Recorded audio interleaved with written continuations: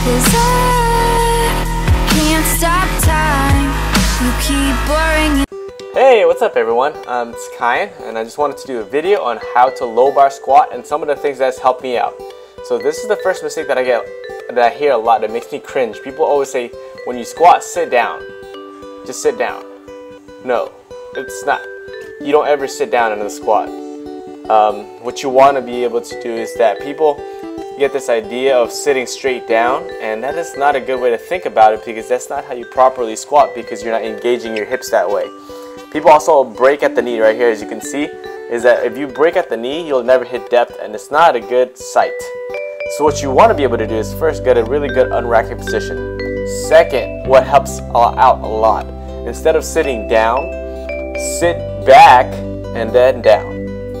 What I mean by that, especially if you're a low bar squatter, engage from the hips first and then down. That's my slow motion right there. If you can see it in that first movement I said. So the only way you show your butt out and then you go down and then you repeat, same movement. We want to get a proper foot placement, and you got to make sure your knees are staying out as you go up during the movement. A lot of people cave in inside, and that is due to the adductor muscles that are really weak. So make sure you got to get that straightened out first. So here's the top set, a heavy set of 345 for 3. And if you can see from the way I squat, what really helps me is almost like you're pushing your butt back and then you're sitting down. So butt back and sit down and back up.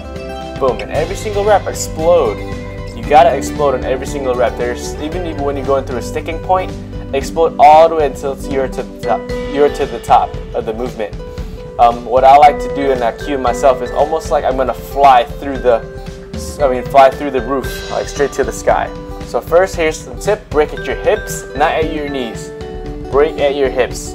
Second, think about the squat as a forward and back movement compared to just an up and down movement. So it's a forward and a backward movement. Think about it that way. Number 3, if you're a low bar squatter, you can keep your upper back tight so you can really create a good shelf and a good rack for your bar. Number 4, just keep those hips to stay open. Don't ever let those knees cave in during the upper portion of the lift at all.